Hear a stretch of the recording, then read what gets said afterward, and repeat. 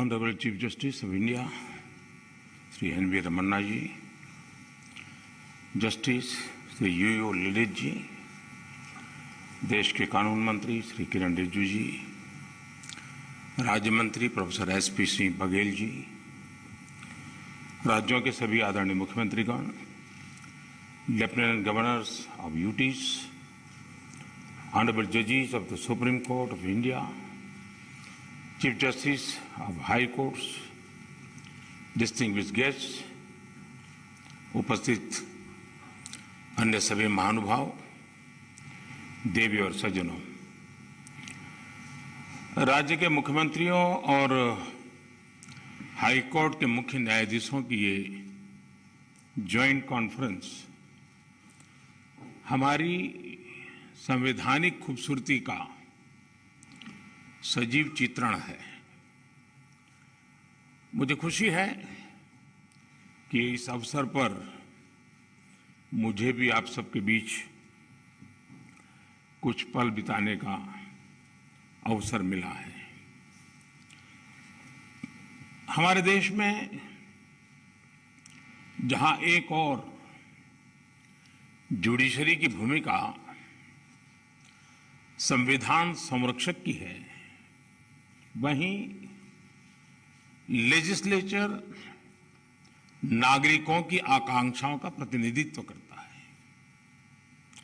मुझे विश्वास है कि संविधान की इन दो धाराओं का ये संगम, ये संतुलन देश में प्रभावी और समयबद्ध न्याय व्यवस्था का रोडमैप तैयार करेगा। मैं आप सभी को इस आयोजन के लिए हृदय से शुभकामनाएं देता हूं। साथियों, मुख्यमंत्रियों और मुख्य न्यायाधीशों की ज्वाइंट कॉन्फ्रेंस पहले भी होती आई है और उनसे हमेशा देश के लिए कुछ न कुछ नए विचार भी निकले हैं। लेकिन ये इस बार ये जो आयोजन अपने आप में और भी ज्यादा खास है। आज ये कॉन्फ्रेंस एक ऐसे समय में हो रही है जब देश अपनी आजादी का अमृत महोत्सव मना रहा है। आजादी के इन 75 सालों ने जुडिशरी और एग्जीक्यूटिव दोनों के ही रोल्स और रिस्पॉन्सिबिलिटीज को निरंतर स्पष्ट किया है। जहां जब भी जरूरी हुआ, देश को दिशा देने के लिए ये रिलेशन लगातार इवॉल्व हुआ है। आज आजादी के अमृत महोत्सव में जब देश नए अमृत संकल्प ले रहा है, नए सपने देख रहा है, तो हमें भी भविष्य की तरफ देखना होगा। 2047 में जब देश अपनी आजादी के 100 साल पूरे करेगा, तब हम देश में कैसी न्याय व्यवस्था देखना चाहेंगे। हम किस तरह अपने जुडिशियल सिस्टम को इतना समर्थ बनाएं कि वो 2047 के भारत की आकांक्षाओं को पूरा कर सके, उन पर खरा उतर सके। ये प्रश्न आज हमारी प्राथमिकता होना चाहिए। अमृत काल में हमारा विजन एक ऐसी न्याय व्यवस्था का होना चाहिए जिसमें न्याय सुलभ हो, न्याय त्वरित हो और न्याय सबके लिए हो। साथियों, देश में न्याय की देरी को कम करने के लिए सरकार अपने स्तर से हर संभव प्रयास कर रही है। हम जुडिशियल स्ट्रेंथ को बढ़ाने के लिए प्रयास कर रहे हैं। जुडिशियल इंफ्रास्ट्रक्चर को बेहतर करने की कोशिश चल रही है। केस मैनेजमेंट के लिए आईसीटी के इस्तेमाल की शुरुआत भी की गई है। सबऑर्डिनेट कोर्ट्स और डिस्ट्रिक्ट कोर्ट से लेकर हाई कोर्ट तक वैकेंसीज को भरने के लिए भी प्रयास हो रहे हैं।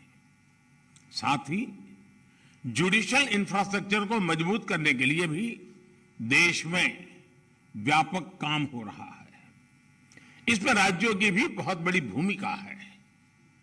साथियों, आज पूरी दुनिया में नागरिकों के अधिकार के लिए, उनके सशक्तिकरण के लिए टेक्नोलॉजी एक इंपॉर्टेंट टूल बन चुकी है।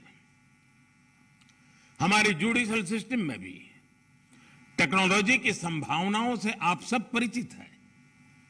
हमारे ऑनरेबल जजेस समय समय पर इस विमर्श को आगे भी बढ़ाते रहे हैं। भारत सरकार भी जुडिशियल सिस्टम में टेक्नोलॉजी की संभावनाओं को डिजिटल इंडिया मिशन का एक जरूरी हिस्सा मानती है। उदाहरण के तौर पर ई कोर्ट्स प्रोजेक्ट को आज मिशन मोड में इंप्लीमेंट किया जा रहा है। सुप्रीम कोर्ट ई कमेटी के मार्गदर्शन में जुडिशियल सिस्टम में टेक्नोलॉजी इंटीग्रेशन और डिजिटाइजेशन का काम तेजी से आगे बढ़ रहा है। मैं यहां उपस्थित सभी मुख्यमंत्रियों और हाईकोर्ट के सभी चीफ जस्टिस से भी आग्रह करूंगा कि इस अभियान को विशेष महत्व दें, इसे आगे बढ़ाएं। डिजिटल इंडिया के साथ जुडिशरी का ये इंटीग्रेशन आज देश के सामान्य मानवी की अपेक्षा भी बन गई है। आप देखिए, आज कुछ साल पहले डिजिटल ट्रांजैक्शन को हमारे देश के लिए असंभव माना जाता था। लोगों को लगता था, लोग शक करते थे, अरे ये हमारे देश में कैसे हो सकता है। और ये भी सोचा जाता है इसका स्कोप केवल शहरों तक ही सीमित रह सकता है, उससे आगे बढ़ नहीं सकता है। लेकिन आज छोटे कस्बों और यहां तक गांवों में भी डिजिटल ट्रांजैक्शन आम बात होने लगी है। ये पूरे विश्व में पिछले साल जितने डिजिटल ट्रांजैक्शन हुए उसमें से 40% डिजिटल ट्रांजैक्शन भारत में हुए हैं।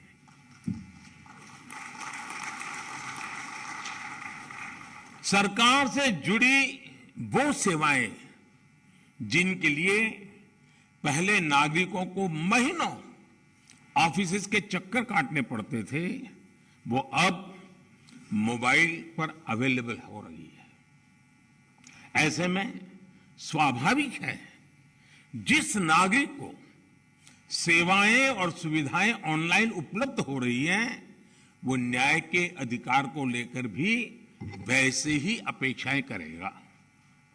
साथियों, आज जब हम टेक्नोलॉजी और फ्यूचरिस्टिक अप्रोच की बात कर रहे हैं तो इसका एक important aspect tech friendly human resources भी है।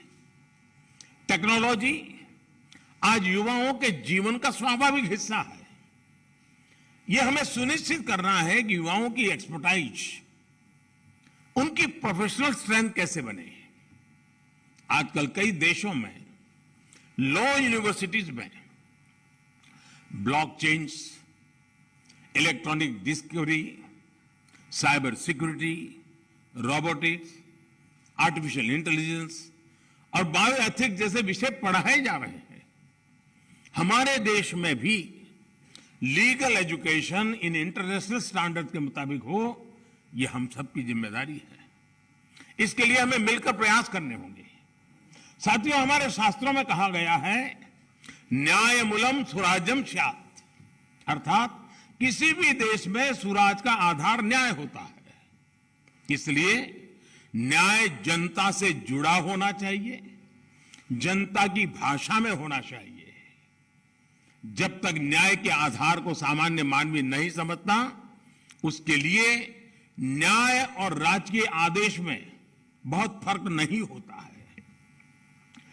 मैं इन दिनों सरकार में एक विषय पे थोड़ा दिमाग खपा रहा हूं। दुनिया के कई देश ऐसे हैं कि जहां कानून बनाते हैं तो एक तो लीगल टर्मिनोलॉजी में कानून होता है, लेकिन उसके साथ एक और कानून का रूप भी रखा जाता है जो लोक भाषा में होता है, सामान्य मानवी की भाषा में होता है, और दोनों मान्य होते हैं।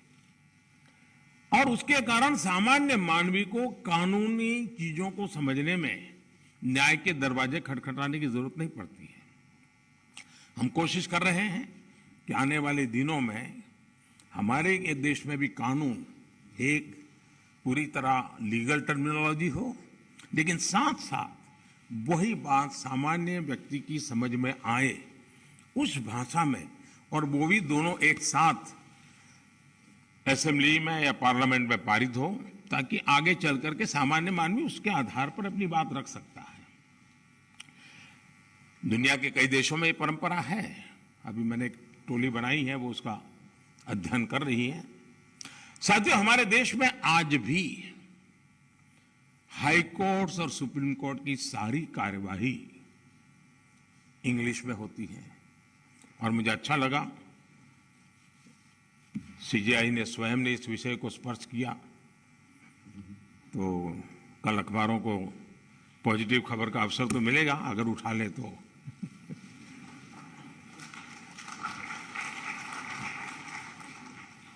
नहीं, उसके लिए बहुत इंतजार करना पड़ेगा। साथियों, एक बड़ी आबादी को न्यायिक प्रक्रिया से लेकर फैसलों तक को समझना मुश्किल होता है। हमें इस व्यवस्था को सरल और आम जनता के लिए ग्राह्य बनाने की जरूरत है। हमें कोर्ट्स में स्थानीय भाषाओं को प्रोत्साहन देने की जरूरत है। इससे देश के सामान्य नागरिकों का न्याय प्रणाली में भरोसा बढ़ेगा, वो उससे जुड़ा हुआ महसूस करेगा। अब इन समय हम एक कोशिश कर रहे हैं कि टेक्निकल एजुकेशन और मेडिकल एजुकेशन मातृभाषा में क्यों नहीं होना चाहिए। हमारे बच्चे जो बाहर जाते हैं दुनिया की वो भाषा कोशिश करते हैं पढ़ करके फिर मेडिकल कॉलेज की, तो हम हमारे देश में कर सकते हैं। और मुझे खुशी है कई राज्यों ने मातृभाषा में टेक्निकल एजुकेशन, मेडिकल एजुकेशन के लिए कुछ इनिशिएटिव लिए हैं। तो आगे चल करके उसके कारण गांव का गरीब का बच्चा भी जो भाषा के कारण रुकावटें महसूस करता है, उसके लिए सारे रास्ते खुल जाएंगे। और ये भी तो एक बड़ा न्याय है, ये भी एक सामाजिक न्याय है। सामाजिक न्याय के लिए न्यायपालिका के तराजू तक जाने की जरूरत नहीं होती है। सामाजिक न्याय के लिए कभी भाषा भी बहुत बड़ा कारण बन सकती है। साथियों, एक गंभीर विषय सामान्य आदमी के लिए कानून की पेचीदगियां भी है। 2015 में हमने करीब 1800 ऐसे कानूनों को चिन्हित किया था जो अप्रासंगिक हो चुके थे। इनमें से जो केंद्र के कानून थे, ऐसे 1450 कानूनों को, 1450 कानूनों को हमने खत्म किया। लेकिन राज्यों की तरफ से केवल 75 कानून ही खत्म किए गए हैं। मैं आज सब यदि आदरणीय मुख्यमंत्रीगण यहां बैठे हैं, मैं आपसे बहुत आग्रह करता हूं कि अपने राज्य के नागरिकों के अधिकारों के लिए, उनकी ईज ऑफ लिविंग के लिए आपके यहां भी ये कानूनों का इतना बड़ा जाल बना हुआ है, कालबाह्य कानूनों में लोग फंसे पड़े हैं, उन कानूनों को निरस्त करने की दिशा में आप कदम उठाइए। लोग बहुत आशीर्वाद देंगे जी। साथियों, न्यायिक सुधार केवल एक नीतिगत विषय या पॉलिसी मैटर ही नहीं है। देश में लंबित करोड़ों केसेस के लिए पॉलिसी से लेकर टेक्नोलॉजी तक हर संभव प्रयास देश में हो रहे हैं, और हमने बार बार इसकी चर्चा भी की है। इस कॉन्फ्रेंस में भी आप सब एक्सपर्ट्स इस विषय पर विस्तार से बात करेंगे ही, ये मुझे पूरा विश्वास है। और मैं शायद बहुत लंबे अरसे तक इस मीटिंग में बैठा हुआ हूं। शायद जजेस को ऐसी मीटिंग में आने का जितना अवसर मिला होगा, उससे ज्यादा मुझे मिला है, क्योंकि मैं कई वर्षों तक मुख्यमंत्री के रूप में इस कॉन्फ्रेंस में आता रहता था। अब यहां बैठना मौका आ गया है तो यहां से आता रहता हूं। तो एक प्रकार से मैं इस महफिल में सीनियर हूं।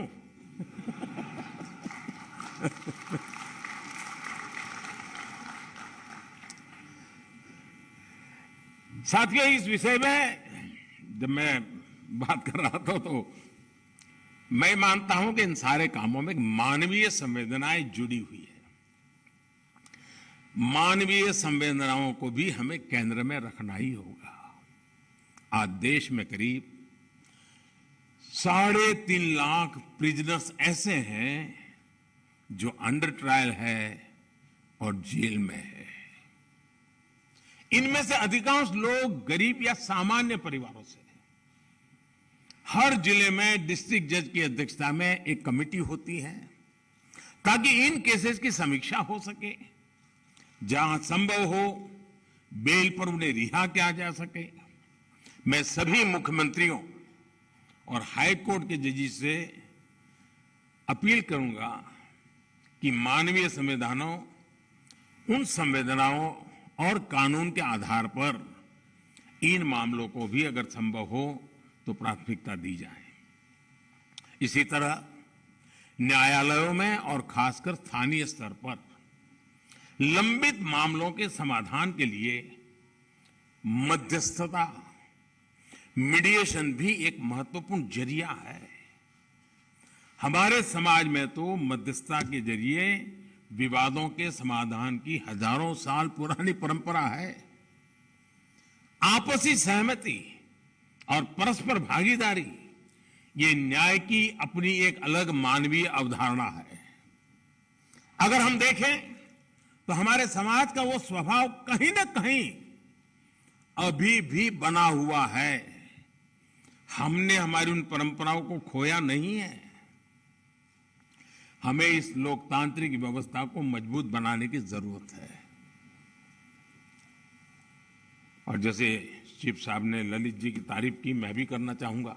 उन्होंने पूरे देश में भ्रमण किया, हर राज्य में गए इस काम के लिए, और सबसे बड़ी बात है कोरोना काल में गए। साथियों, मामलों का कम समय में समाधान भी होता है, न्यायालयों का बोझ भी कम होता है और सोशल फैब्रिक भी सुरक्षित रहता है। हमने इसी सोच के साथ संसद में मीडिएशन बिल को भी एक अम्ब्रेला लेजिस्लेशन के रूप में भी पेश किया है। अपनी रीच लीगल एक्सपर्टाइज के साथ हम मीडिएशन से सॉल्यूशन की विधा में ग्लोबल लीडर बन सकते हैं। हम पूरी दुनिया के सामने एक मॉडल पेश कर सकते हैं। मुझे पूरा भरोसा है कि प्राचीन मानवीय मूल्यों और आधुनिक अप्रोच के साथ इस कॉन्फ्रेंस में ऐसे सभी विषयों पर आप सब विद्वज्जन विस्तार से चर्चा करके मंथन करके उस अमृत को लाओगे जो शायद आने वाली पीढ़ियों तक काम आएगा। इस कॉन्फ्रेंस में जो नए आइडियाज निकलेंगे, जो नए निष्कर्ष निकलेंगे, वो नए भारत की आकांक्षाओं को पूरा करने का माध्यम बनेंगे। इसी विश्वास के साथ मैं फिर एक बार आप सबके मार्गदर्शन के लिए मैं आपको आभारी हूं और मैं सरकार की तरफ से ये विश्वास दिलाता हूं कि देश के न्याय व्यवस्था के लिए सरकारों ने जो करना होगा, चाहे राज्य सरकार हो, केंद्र सरकार हो, वो भरसक प्रयास करेगी ताकि हम सब मिलकर के देश के कोटि-कोटि नागरिकों की आशा अपेक्षाओं को पूर्ण कर सके और 2047 में देश जब आजादी के 100 साल मनाए तब हम न्याय के क्षेत्र में भी और अधिक गौरव के साथ, और अधिक सम्मान के साथ, और अधिक संतोष के साथ आगे बढ़े। यही मेरी बहुत बहुत शुभकामना है। बहुत बहुत धन्यवाद।